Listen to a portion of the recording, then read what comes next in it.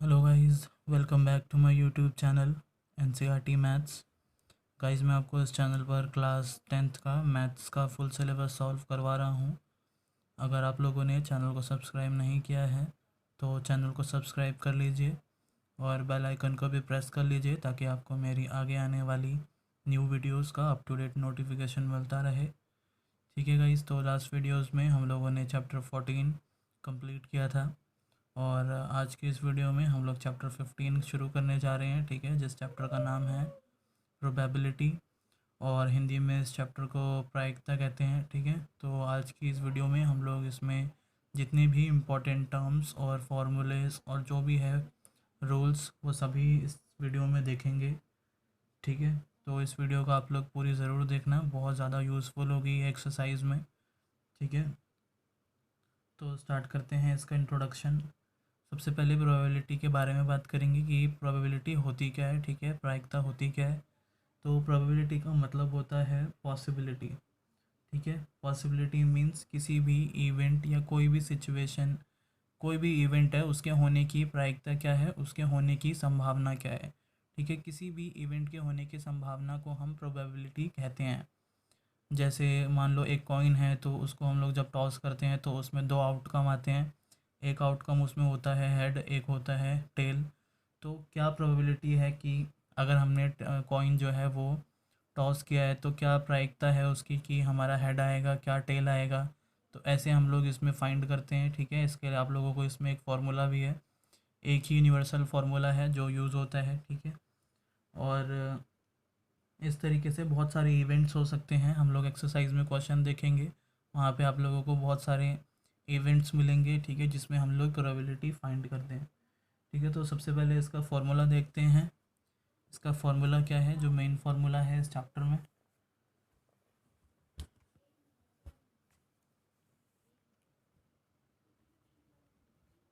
हम लोग कर रहे हैं chapter number 15 of class 10th, probability.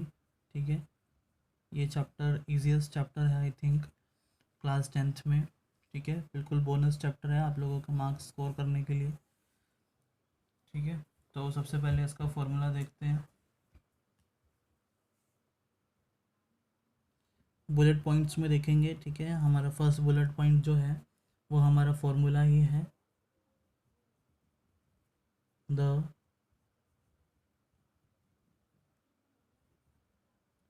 Theoretical. ठीक है, थ्योरेटिकली हम लोग कैसे फाइंड करते हैं वो देखेंगे। थ्योरेटिकल, और इसको हम लोग क्लासिकल भी बोलते हैं, क्लासिकल प्रोबेबिलिटी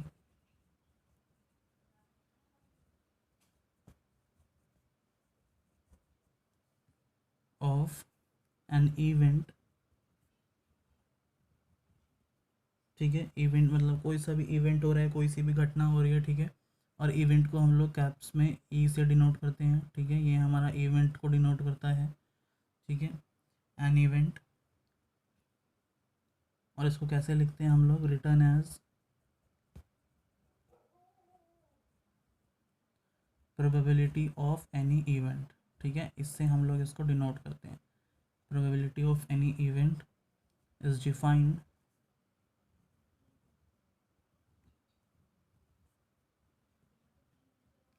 कैसे डिफाइंड करते हैं हम लोग प्रोबेबिलिटी ऑफ एनी इवेंट। तो हमारा फॉर्मूला है probability of any event is equal to number of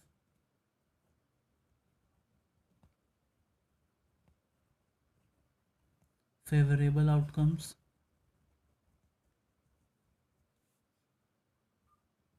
divided by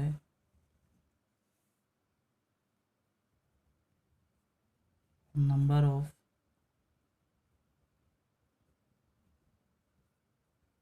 possible outcomes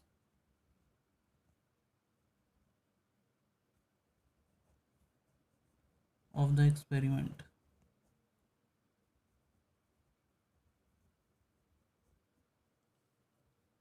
ठीक है, तो ये हमारा है फॉर्मूला, थ्योरेटिकल फार्मूला है प्रोबेबिलिटी फाइंड करने का किसी भी इवेंट ई का।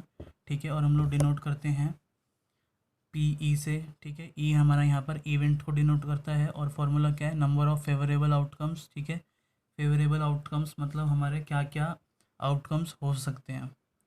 ठीक है, जैसे अगर हम लोग एक कॉइन की बात करें तो कॉइन में हमारे फेवरेबल आउटकम्स कितने हैं, दो हैं, या तो हेड आ सकता है या तो टेल आ सकता है। ठीक है, तो ऊपर हम लोग वो लेते हैं फेवरेबल आउटकम्स और number of possible outcomes of the experiment. Possible outcomes मतलब टोटल नंबर ऑफ़ आउटकम्स कितने हैं, तो एक कॉइन में टोटल नंबर ऑफ़ और पॉसिबल आउटकम्स कितने होते हैं, 2 होते हैं। ठीक है, तो वो हम लोग नीचे डिवाइड में लेते हैं। ठीक है, तो ये तो एक कॉइन का हुआ एग्जांपल। अगर मैं एक डाइस की बात करूँ, डाइस जो होता है हम लोग लूडो में जो यूज़ करते हैं। ठीक है, डाइस में हमारे टोटल पॉसिबल आउटकम्स कितने होते हैं, 6 होते हैं। ठीक है, 6 तक नंबरिंग होती है, 1 2 3 4 5 6 एक डाइस में। और अगर हमें जो भी आउटकम हमें फाइंड करना है, मान लो अगर इवन का है, तो वो हम लोग ऊपर लेते हैं नंबर ऑफ़ फेवरेबल आउटकम्स। जैसे डाइस में इवन डिजिट 2 होते हैं, वो हमारे कौन कौन से होते हैं, 2 4 6। ठीक है, तो इस तरीके से हम लोग ये फार्मूला जो है यूज़ करते हैं। ठीक है, और इसमें एक हम लोग अज्यूम भी करके चलते हैं।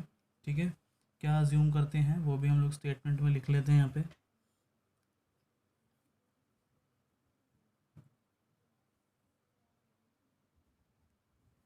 We assume that the outcomes of the experiment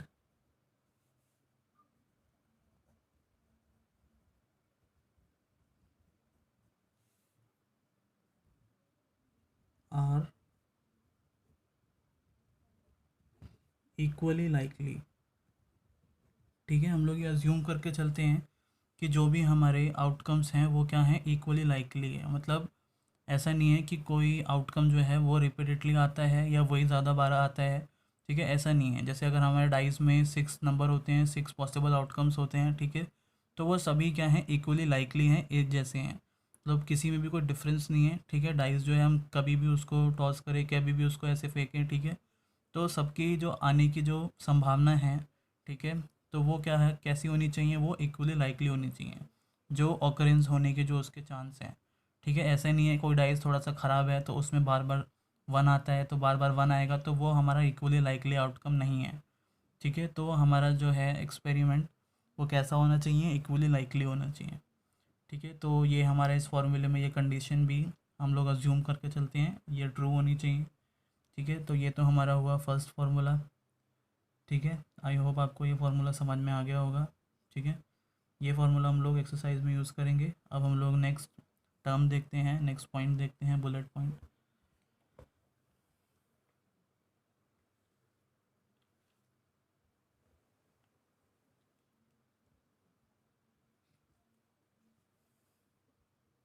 अब नेक्स्ट हमारा जो बुलेट पॉइंट है वो है the probability of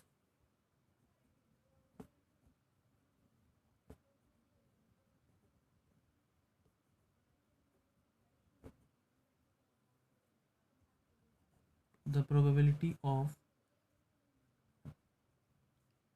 an event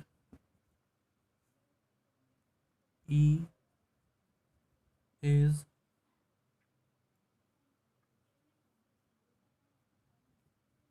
a number P E such that. ठीक है, जो हमारी प्रोबेबिलिटी होती है किसी भी एक्सपेरिमेंट या किसी भी इवेंट की, वो हमेशा ज़ीरो से ग्रेटर और इक्वल होती है।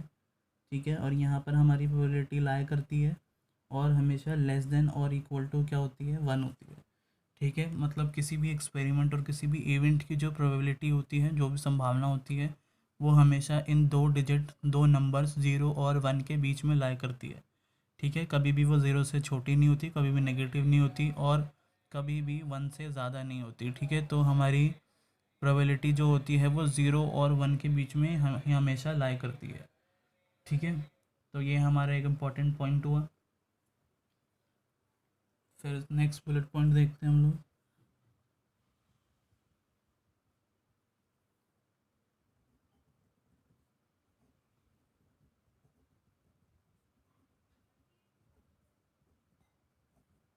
The probability of a sure event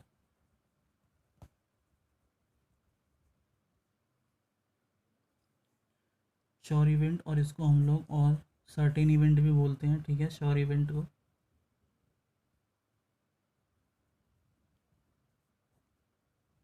is always one, ठीक है। तो जो भी हमारा श्योर इवेंट होता है या फिर उसको हम लोग सर्टेन इवेंट भी बोलते हैं, तो उसकी जो प्रोबेबिलिटी होती है वो हमेशा क्या होती है, वन होती है, ठीक है।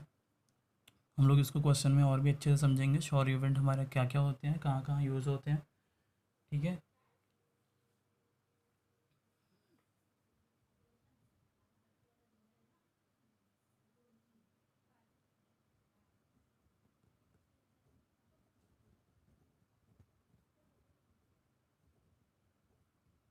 The probability of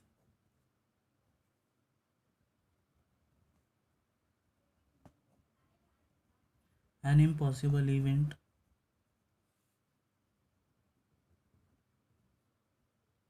is zero, ठीक है। तो जो हमारे इम्पॉसिबल इवेंट होते हैं, जो पॉसिबल ही नहीं है, ठीक है, जो हो ही नहीं सकते, तो उसकी जो प्रोबेबिलिटी होती है, जो प्रायिकता होती है, वो क्या होती है, ज़ीरो होती है, ठीक है। ये इन दोनों में डिफरेंस है। जो श्योर इवेंट होते हैं जो होने ही होने हैं, ठीक है, मतलब ऐसा नहीं है कि वो नहीं होगा, तो उन्हें हम लोग श्योर इवेंट बोलते हैं। और इसका दूसरा नाम सर्टेन इवेंट भी है, तो उसकी प्रोबेबिलिटी वन होती है। और जो इम्पॉसिबल इवेंट होते हैं, जो हो ही नहीं सकते, जो पॉसिबल ही नहीं है, तो उसकी जो प्रोबेबिलिटी होती है वो क्या होती है, हमेशा ज़ीरो होती है, ठीक है। तो ये हमारे दो इम्पॉर्टेंट टर्म्स हुए। अब हम लोग नेक्स्ट देखते हैं।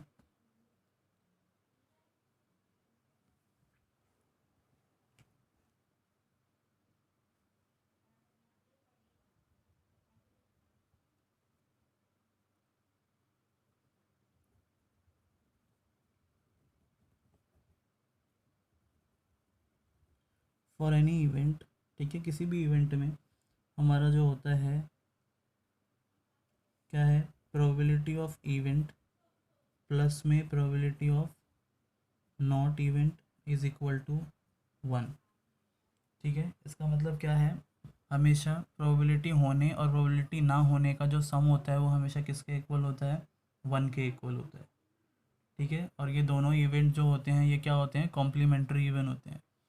कॉम्प्लीमेंट्री इवेंट हम लोग इसको कहते हैं, ठीक है, एक दूसरे के अपोजिट है। ये हमारा होने की प्रोबेबिलिटी है, और जब हम ई के ऊपर ये बार लगा देते हैं, डैश लगा देते हैं, तो ये हमारा नहीं होने की प्रोबेबिलिटी है, ठीक है। यहाँ पर हम लोग मेंशन कर देंगे where E bar stands for not event, ठीक है। जो हमारा प्रोबेबिलिटी ऑफ नॉट ई है, ये हमारा क्या शो करता है, वो प्रोबेबिलिटी ना होने की, ठीक है। और ई एंड ई बार, ये जो दोनों इवेंट है, ठीक है, इन दोनों को हम लोग क्या बोलते हैं, are called complementary event,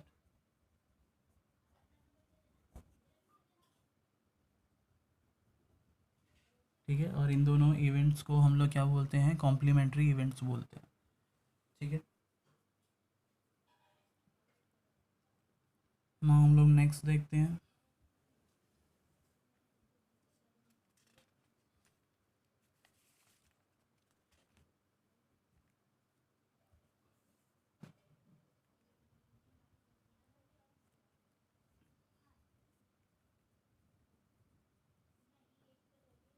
an event having only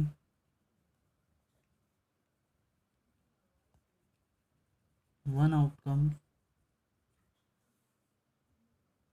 is called an elementary event,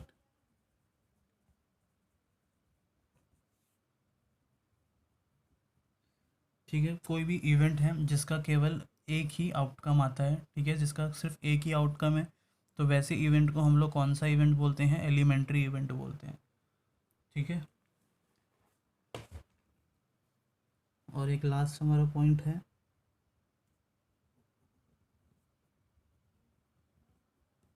the sum of the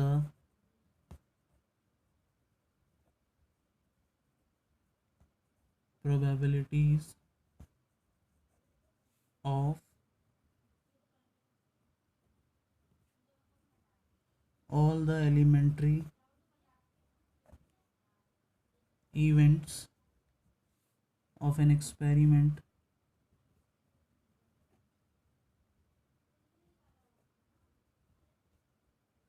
is fun.